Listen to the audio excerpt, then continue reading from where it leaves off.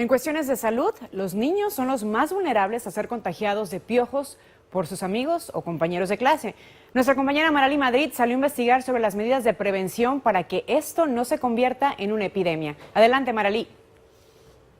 Gracias, Vanessa. El regreso a clases suele traer consigo la vuelta de algunos inquilinos no deseados en las cabezas de los pequeños, lo cual puede provocar alarma entre los padres de familia. Los brotes de piojos suelen aparecer en todas las épocas del año, si bien son más frecuentes al comienzo del curso escolar, y Colorado no es la excepción, ya que a decir de expertos, han visto un incremento en el número de pacientes con piojos en los últimos días. Los niños están regresando a la escuela.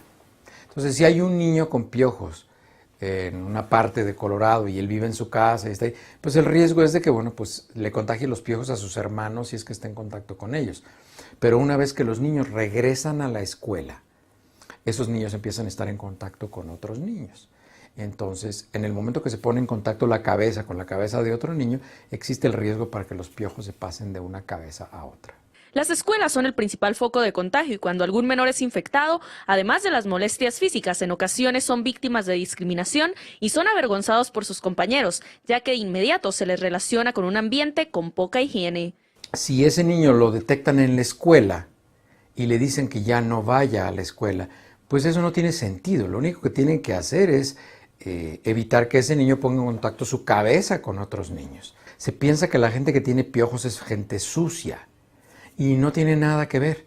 El papel de las escuelas en cuanto a la información y a la coordinación de las medidas a tomar es fundamental para no incomodar al estudiante. Todo tiene su proceso y es primeramente apoyar a los niños y ayudarlos a comunicarse con los padres y tener un plan de cómo se va a llevar a cabo lo que es el proceso de limpieza en un caso de estos, pero tener esa delicadeza de trabajar con las familias y con los alumnos y también con las maestras, para que sea un proceso no sea tan vergonzoso ni doloroso.